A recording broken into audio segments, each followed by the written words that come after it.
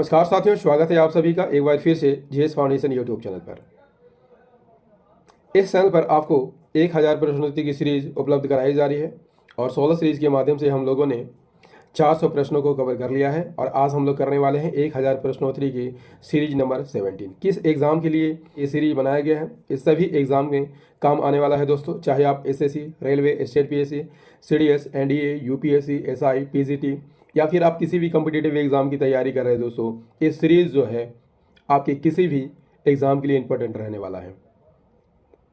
तो फटाफट से इस सेशन को लाइक कर दीजिए, दोस्तों के साथ शेयर कर दीजिए और यदि आप भी इस चैनल पर नए हैं तो चैनल को सब्सक्राइब कर लीजिए, बेल आइकन को जरूर प्रेस कर लीजिए। चलिए शुरुआत कर लेते हैं यहाँ पर सेशन की। सेशन का पहला सवाल 401, निम्न में से कौन सा द्वीप भारत और श्रीलंका के मध्य स्थित है? Answer is option C, Rameswaram. Rameswaram द्वीप को पंबन द्वीप के नाम से भी जाना जाता है। किस राज्य का भाग है? तमिलनाडु राज्य का भाग है और रामेश्वरम द्वीप भारत की मुख्य भूमि से पंबन जल संधि द्वारा अलग होता है। दोस्तों, यदि आपसे पूछ लिया जाए कि राम सेतु किन के बीच अवस्थित है तो याद रखिएगा रामेश्वरम के दक्षिणी छोर धनुषकोडी और श्रीलंका के भाग तल्ले मनार के बीच है। किसके बीच है? धनुषकोडी और तल्ले मनार के बीच कौन है? आदम ब्रिज या राम सेतु। क्लियर? चलिए अगला सवाल का आंसर कीजिए। क्वेश्चन नंबर 402 कोरी निवेशिका जिस स्थल पर स्थित है वह कौन है? Answer is the option C, Kutch का लिटिल रन। कोरी क्रीक किस राज्य में स्थित है? गुजरात राज्य के कच्छ क्षेत्र में स्थित है और यह एक प्रकार का ज्वारीय संकरी खाड़ी है। आपको यहाँ पर दिखाई दे रहा होगा दोस्तों कोरी क्रीक, इसके ऊपर आपको दिखाई दे रहा होगा सर क्रीक और सर क्रीक जो है पाकिस्तान और भारत के बीच सीमा निर्धारण करती है और सर क्रीक को लेकर पाकिस्तान और भारत में हमेशा विवाद की स्थिति बनी रहती है। क्लियर? चलिए नेक्स्ट सवाल का आंसर कीजिए। Next question is question number 403, कहता है कि भारत के किस भाग में बैरन ज्वालामुखी द्वीप अवस्थित है? आंसर कीजिएगा जरा। भारत के किस भाग में बैरन ज्वालामुखी द्वीप अवस्थित है? Answer is option A, Andaman द्वीप समूह में स्थित है। अंडमान द्वीप समूह में आपको वैरन द्वीप दिखाई देता है, इस तरह का आपको दिखाई देगा वैरन द्वीप। यह कहाँ है? अंडमान और निकोबार के पूर्वी हिस्से की ओर स्थित है। कहाँ पर स्थित है? अंडमान और निकोबार के पूर्वी हिस्से पर स्थित है वैरन द्वीप। क्लियर? और पोर्ट ब्लेयर से, ठीक है, पोर्ट ब्लेयर से कितनी दूरी पर अवस्थित है? 135 किलोमीटर दूरी पर अवस्थित है। पोर्ट ब्लेयर से उत्तर पूर्व की ओर स्थित है और 135 किलोमीटर दूरी पर स्थित है। क्लियर? अंडमान द्वीपों की बात कर लेते हैं तो यह 4 भागों में बटा है, उत्तरी अंडमान, मध्य अंडमान, दक्षिणी अंडमान और लिटिल अंडमान। क्लियर?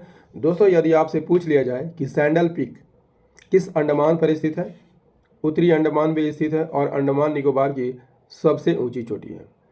अंडमान निकोबार की राजधानी पोर्ट ब्लेयर दक्षिणी अंडमान में स्थित है। यदि आपसे पूछ लिया जाए दोस्तों कि 10 डिग्री चैनल किन के बीच अवस्थित है?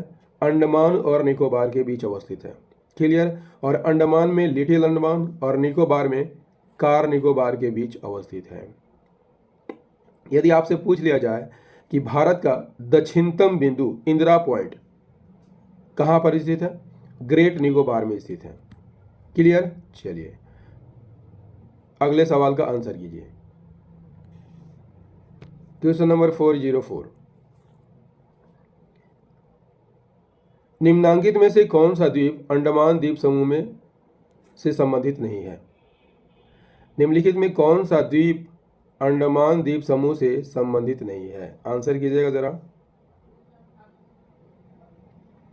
यहाँ पर सही आंसर क्या हो जाएगा दोस्तों? फटाफट से करते चलिएगा, है ना, फटाफट से यहाँ पर आंसर को करते चलिएगा। Option D is the correct answer. Nancowry जो है निकोबार द्वीप समूह का भाग है।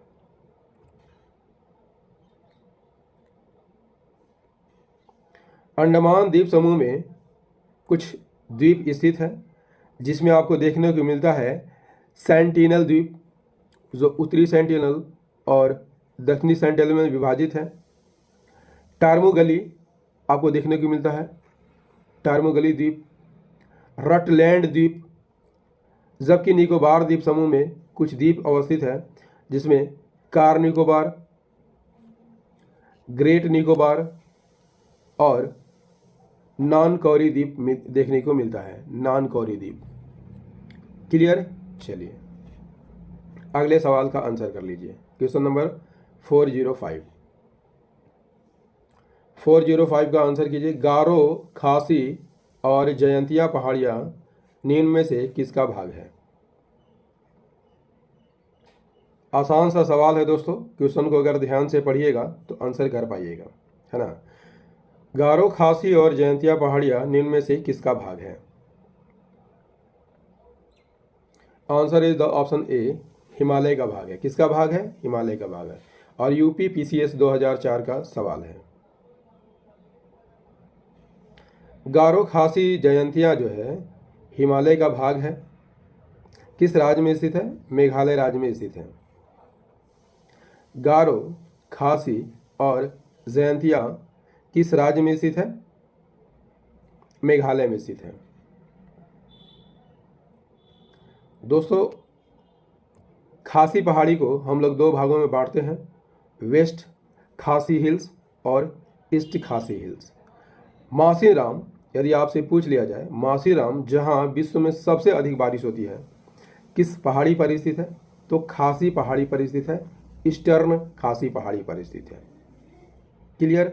गारो को तीन भागों में बांटते हैं, वेस्ट गारो, ईस्ट गारो और साउथ गारो। नेक्स्ट क्वेश्चन, क्वेश्चन नंबर 406 कहता है निम्नांकित में से कौन सा कथन असत्य है? ठीक है, कथन ए है मकालू और मंसालू महान हिमालय की पर्वत चोटियां हैं, बिल्कुल सही कथन है। कथन बी, शिवालिक के दक्षिणवर्ती क्षेत्र को तराई के नाम से पुकारा जाता है, ये भी कथन यहाँ पर सही है। सी, सिंधु नदी के गार्ज से ब्रह्मपुत्र नदी के गार्ज तक हिमालय की लंबाई लगभग 2400 किलोमीटर है, ये भी कथन यहाँ पर सही है। मालाबार तट गुजरात और गोवा के बीच विस्तृत है, ये कथन यहाँ पर गलत है क्योंकि केरल के तट को मालाबार तट कहा जाता है। क्लियर? केरल के तट को मालाबार तट कहा जाता है।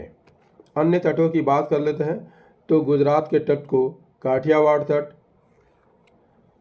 महाराष्ट्र और गोवा के तट को कोंकण तट, कर्नाटक के तट को केरल तट और केरल के तट को मालाबार तट के नाम से जाना जाता है। पूर्वी भाग में हम देख लेते हैं तो पूर्वी भाग के तट को कोरोमंडल तट के नाम से जाना जाता है। क्लियर? दोस्तों यहाँ पर नीलगिरी पर्वत दिखाई दे रहा होगा, यहाँ पूर्वी घाट और पश्चिम घाट मिलते हैं और नीलगिरी पर्वत की सबसे ऊंची चोटी का क्या नाम है दोस्तों? दोदा बेटा। क्लियर? पश्चिम घाट पर्वत को सह्याद्री के नाम से भी जाना जाता है और इसकी सर्वोच्च चोटी अनाईमुडी है जो कि केरल में स्थित है। पूर्वी घाट की सबसे ऊंची चोटी महेंद्रगिरी पर्वत है। क्लियर? जो उड़ीसा राज्य में स्थित है। दोस्तों यहाँ पर पर्वत श्रृंखलाओं की बात कर लेते हैं तो सबसे उत्तर में आपको देखने को मिलता है काराकोरम, उसके बाद लद्दाख, इसके बाद जास्कर, इसके बाद पीर पांचाल, उसके बाद धौलाधर और अंतिम में शिवालिक है। क्लियर? गाढ़विनाशिनी चोटी की बात कर लेते हैं तो ये काराकोरम पर्वत श्रेणी में स्थित है। और हाँ दोस्तों, यदि आपसे पूछ लिया जाए कि सिंधु नदी जो है किन पर्वत श्रेणियों के बीच बहती है? तो नोट कर लीजिएगा, वेरी वेरी इंपॉर्टेंट फैक्ट रहेगा आपकी परीक्षा की दृष्टि से। लद्दाख और जास्कर श्रेणी के बीच बहती है। क्लियर? लद्दाख और जास्कर श्रेणी के बीच जो है सिंधु नदी बहती है। क्लियर? हिमालय की श्रृंखलाओं की बात कर लिया जाए तो सबसे ऊपर आपको दिखाई देता है महान हिमालय, बीच में आपको मिडिल हिमालय या लघु हिमालय, और सबसे नीचे शिवालिक हिमालय। महान हिमालय की सबसे ऊंची चोटी कौन है? माउंट एवरेस्ट है, जो कि नेपाल में स्थित है। इसकी ऊंचाई कितनी है? 8,848 मीटर। क्लियर? चलिए नेक्स्ट सवाल का आंसर कीजिए। क्वेश्चन नंबर 407, आंसर कीजिएगा जरा। नागालैंड के पर्वत क्रमशः बंजर होते जा रहे हैं, उसका प्रमुख कारण क्या है? आंसर इज ऑप्शन सी, इसका प्रमुख कारण झूम की कृषि है। झूम की कृषि में क्या होता है दोस्तों? यह एक आदिम प्रकार की कृषि है और प्रायः आदिम जनजाति ही ये कृषि करते हैं। इसमें क्या होता है, सबसे पहले वृक्षों और वनस्पतियों को काट दिया जाता है। इस तरह से वृक्षों और वनस्पतियों को क्या कर दिया जाता है? काट दिया जाता है और उन्हें क्या कर दिया जाता है? जला दिया जाता है। ठीक है? और साफ की गई भूमि को क्या किया जाता है? उपकरणों की सहायता से उसमें कोड़ा जाता है और बीज बोया जाता है। ठीक है? जब यही मिट्टी की उर्वरता समाप्त हो जाती है तो आदिवासी क्या करते हैं, जनजातियां क्या करते हैं? दूसरे स्थान पर चले जाते हैं और फिर से वहां इसी तरह की क्रिया करते हैं। सारी बातें क्लियर होगी ना? चलिए अगले सवाल का आंसर कीजिए। क्वेश्चन नंबर 408, हिमालय श्रेणी के ढालों पर मिलने वाले छोटे छोटे घास के मैदानों को उत्तराखंड में क्या कहा जाता है? हिमालय श्रेणी के ढालों पर मिलने वाले छोटे छोटे घास के मैदानों को उत्तराखंड में क्या कहा जाता है? ऑप्शन नंबर डी, बुग्याल कहा जाता है। उत्तराखंड में क्या मिलते हैं? बुग्याल मिलते हैं, पश्चिम घाट का हिस्सा है। क्लियर? यदि आपसे पूछ लिया जाए पालकोंडा पर्वत श्रेणी किस राज्य में है? आंध्र प्रदेश में स्थित है और आंध्र प्रदेश के अनंतपुर और कडप्पा जिले में स्थित है। क्लियर? और यह पूर्वी घाट का हिस्सा है। किसका हिस्सा है? पूर्वी घाट का हिस्सा है। अगले सवाल का आंसर कीजिए दोस्तों। क्वेश्चन नंबर 410, शिवालिक श्रेणी का निर्माण हुआ था। आपको यहाँ पर आंसर करना है कि शिवालिक श्रेणी का निर्माण किस काल में हुआ था? Answer is the option D, Cenozoic काल में। शिवालिक की बात कर लेते हैं तो हिमालय का सबसे दक्षिणतम भाग है, सबसे ऊपर महान हिमालय, बीच में लघु हिमालय और सबसे नीचे आपको देखने को मिलता है शिवालिक हिमालय। शिवालिक हिमालय का दक्षिणतम भाग है, इसे बाहरी हिमालय के नाम से भी जाना जाता है। ठीक है? और शिवालिक के गिरिपथ क्षेत्र को क्या कहा जाता है? तराई क्षेत्र कहा जाता है और इसका निर्माण जो है सीनोजोइक काल में हुआ था। बढ़ते हैं अगले प्रश्न की ओर। क्वेश्चन नंबर 411, पूर्वी घाट पर्वत श्रेणी का सर्वोच्च शिखर कौन है? Answer is option B, Mahendragiri. Mahendragiri पर्वत जो है किस राज्य में है? ओडिशा के गजपति जिले में है, ये उसकी अवस्थिति है, पूर्वी घाट में स्थित है। इसकी ऊंचाई कितनी है? 1501 मीटर या फीट में 4,925 फीट की ऊंचाई पर यह स्थित है और यह उड़ीसा का दूसरा जैव विविधता स्थल है। क्लियर? चलिए next question is question number 412, 412, निम्नलिखित में से भारत में तलछट को प्रवाहित करने वाली नदी कौन सी है? आंसर कीजिएगा जरा फटाफट। निम्नलिखित में भारत में तलछट को प्रवाहित करने वाली प्रमुख नदी कौन है? तो आंसर क्या होगा? Option A, Brahmaputra. ब्रह्मपुत्र की बात कर लेते हैं दोस्तों। यदि आपसे पूछ लिया जाए कि किन देशों से होकर बहती है? तिब्बत, भारत और बांग्लादेश से होकर बहती है। उद्गम कहाँ से होता है? तिब्बत में स्थित मानसरोवर झील से होता है। ठीक है? और यहाँ उसे यरलुंग सांगपो के नाम से जाना जाता है। क्लियर। अरुणाचल प्रदेश में सबसे पहले यह भारत में प्रवेश करता है नामचा बरवा पहाड़ी को काटते हुए। और अरुणाचल प्रदेश में इसे किस नाम से जाना जाता है? अरुणाचल प्रदेश में इसे ब्रह्मपुत्र और बांग्लादेश में जमुना के नाम से इसे जाना जाता है। जब पद्मा नदी ब्रह्मपुत्र में मिलती है तो इसकी संयुक्त धारा क्या कहलाती है? मेघना कहलाती है, जो कि सुंदरबन डेल्टा का निर्माण करती है और बंगाल की खाड़ी में जाकर गिर जाती है। कहाँ गिरती है? बंगाल की खाड़ी में गिर जाती है। क्वेश्चन नंबर 413, सहस्त्रधारा जलप्रपात स्थित है। कहाँ पर स्थित है? आंसर कीजिएगा जरा। सहस्त्रधारा जलप्रपात कहाँ पर स्थित है? Option number A is the correct answer, that is Dehradun में। सहस्त्रधारा जलप्रपात देहरादून से मात्र 16 किलोमीटर की दूरी पर किस गांव में स्थित है? राजपुर गांव में स्थित है। और यहाँ पर जो झरना है त्वचा की बीमारियों की चिकित्सा के लिए प्रसिद्ध है। ठीक है, क्योंकि यहाँ पर ज़्यादा गंधक होता है। Next question is question number 414, 414, निम्नांकित में से कौन सा युग्म सुमेलित नहीं है? गंगा चापाकार डेल्टा का उदाहरण है, बिल्कुल सही सुमेलित है। गोदावरी पंखाकार डेल्टा का उदाहरण है और कावेरी जो है अंगुल्याकार डेल्टा का उदाहरण है। जबकि महानदी जो है ज्वार नदमुख नहीं है, ये भी डेल्टा का निर्माण करती है। महानदी की बात कर लेते हैं दोस्तों, तो ये किस राज्य में बहती है? छत्तीसगढ़ और उड़ीसा की सबसे बड़ी नदी है। उद्गम कहाँ से होता है? रायपुर के समीप धमतरी जिले से होती है। क्लियर। किस पर्वत श्रेणी से होती है? सिहावा नामक पर्वत श्रेणी से होती है। सहायक नदियाँ पैरी, सोंडुर, शिवनाथ, हंसदेव, अरपा, जोक आदि जो है सभी इसकी सहायक नदियाँ हैं, महानदी की सहायक नदी हैं। महानदी के किनारे कौन कौन से शहर बसे हुए हैं? रायपुर, संबलपुर और कटक। पारादीप बंदरगाह आपको देखने को यहीं पर मिलता है, उड़ीसा में। क्लियर। चलिए अगले सवाल का आंसर कीजिए। Next question is question number 415, कहता है कि भारतीय मौसम मानचित्र नहीं दर्शाता है। क्या नहीं दर्शाता है? आंसर कीजिए। भारतीय मौसम मानचित्र नहीं दिखाता है समताप रेखाओं को। क्वेश्चन नंबर 416, निम्नलिखित में से कौन भारतीय मानसून को प्रभावित नहीं करता है?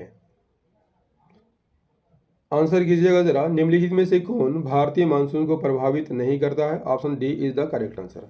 गल्फ स्ट्रीम जो है भारतीय मानसून को प्रभावित नहीं करता है। गल्फ स्ट्रीम किस महासागर की धारा है दोस्तों? उत्तरी अटलांटिक महासागर की धारा है। कहाँ से उत्पन्न होती है?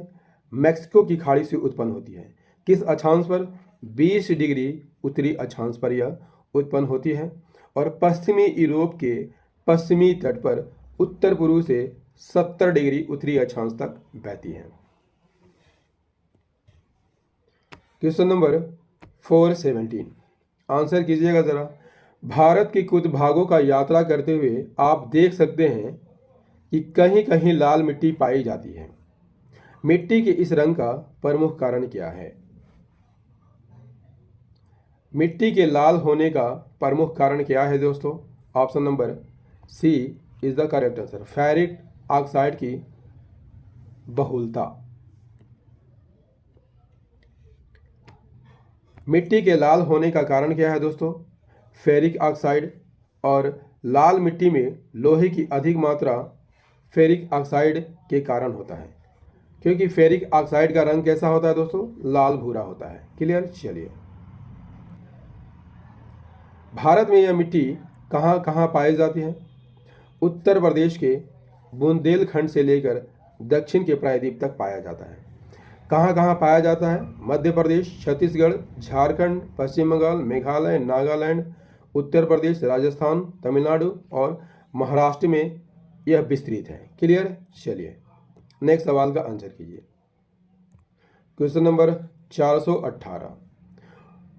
उष्णकटिबंधीय आर्द्र सदाबहार वन कहाँ पर पाए जाते हैं? उष्णकटिबंधीय सदाबहार वन कहाँ पर पाए जाते हैं? Answer is the option B, Shillong पठार पर। शिलांग पठार पर कैसा वन पाया जाता है? उष्णकटिबंधीय सदाबहार वन पाया जाता है। इसके अलावा सदाबहार वन पश्चिम घाट के पूर्वी और पश्चिमी ढलानों पर पाए जाते हैं, जैसे आपका तमिलनाडु, केरल, कर्नाटक और महाराष्ट्र में आपको उष्णकटिबंधीय आर्द्र सदाबहार वन देखने को मिलता है। और कहाँ कहाँ पाया जाता है? असम, अरुणाचल प्रदेश, नागालैंड, त्रिपुरा, मेघालय और पश्चिम बंगाल में। इसके अलावा अंडमान निकोबार में भी आपको देखने को मिलता है उष्णकटिबंधीय आर्द्र सदाबहार वन। क्लियर? चलिए दोस्तों, सेशन कैसा लग रहा है कमेंट करके ज़रूर बताइएगा। यदि सेशन पसंद आ रहा हो तो इसे लाइक कर दीजिएगा, दोस्तों के साथ शेयर कर दीजिएगा, और यदि आप भी इस चैनल पर नए हैं तो चैनल को ज़रूर सब्सक्राइब करके बेल आइकन को प्रेस कर लीजिएगा। चलिए अगले सवाल का आंसर कीजिए। क्वेश्चन नंबर 419, निम्न में से कौन सुमेलित नहीं है? निम्नलिखित में से कौन सुमेलित नहीं है? बांस असम की प्रमुख उत्पाद है। इसी प्रकार चंदन जम्मू कश्मीर, देवदार हिमाचल प्रदेश। तो option number C is the correct answer. Rosewood जो है उड़ीसा में नहीं पाया जाता है। क्वेश्चन नंबर 420, 420, भारत की प्रमुख वाणिज्यिक फसलें कौन कौन है? भारत की प्रमुख वाणिज्यिक फसलें कौन कौन है? ऑप्शन बी सही आंसर हो जाएगा, कपास, तिलहन, जूट और गन्ना।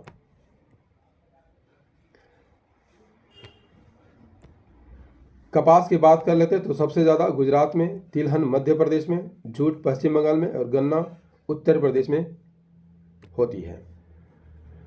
कपास सबसे ज़्यादा किस राज्य में होती है?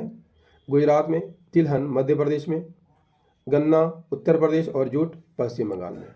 नेक्स्ट सवाल, क्वेश्चन नंबर 421, निम्नलिखित को सुमेलित कीजिए। गुरु महेशानी किसके उत्पादन में अग्रणी है? किसके उत्पादन के लिए प्रसिद्ध है? लौह अयस्क के लिए। तलचर कोयला से संबंधित है, जादूगोड़ा यूरेनियम से संबंधित है और जावर जस्ता से संबंधित है। तो answer is the option number A is the correct answer. Next question is question number 422, Bharat में ऊर्जा उत्पादन में सर्वाधिक भागीदारी किस प्रकार की ऊर्जा का है? Answer is the option C, ताप विद्युत का सर्वाधिक भागीदारी है। अगले सवाल का आंसर कर लीजिए। क्वेश्चन नंबर 423, दोस्तों सेशन कैसा लग रहा है कमेंट करके ज़रूर बताइएगा। कहता है कि निम्न विद्युत संयंत्रों में से कौन सा एक तापीय संयंत्र नहीं है? Answer is the option D, Idukki तापीय विद्युत संयंत्र नहीं है। फरीदाबाद ताप विद्युत केंद्र किस राज्य में है? हरियाणा में है। रामगुंडम तेलंगाना में है। ओबरा ताप विद्युत केंद्र उत्तर प्रदेश में है, जो कि इडुक्की जल विद्युत परियोजना है केरल में स्थित है। क्लियर? चलिए next question is question number 424, स्वदेशी तकनीक से निर्मित परमाणु संयंत्र कौन सा है?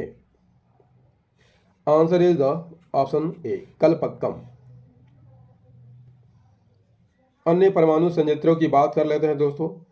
तो यदि आपसे पूछ लिया जाए कि रावत भाटा परमाणु संयंत्र किस राज्य में है? राजस्थान में स्थित है। तारापुर परमाणु संयंत्र महाराष्ट्र में है। नरोरा परमाणु ऊर्जा संयंत्र उत्तर प्रदेश। काकरापारा परमाणु ऊर्जा संयंत्र गुजरात और कलपक्कम तमिलनाडु में स्थित है।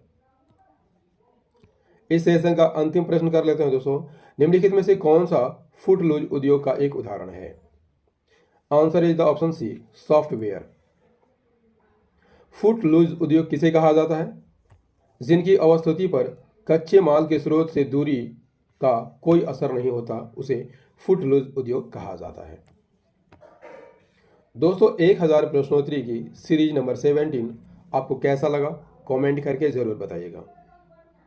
यदि सेशन पसंद आया हो तो इसे लाइक कर दीजिएगा, दोस्तों के साथ शेयर कर दीजिएगा, और यदि आप भी इस चैनल पर नए हैं तो चैनल को सब्सक्राइब कर लीजिएगा, बेल आइकन को प्रेस करना मत भूलिएगा। मिलते हैं 1000 प्रश्नोत्तरी की सीरीज नंबर 18 में। तब तक के लिए जय हिंद, धन्यवाद।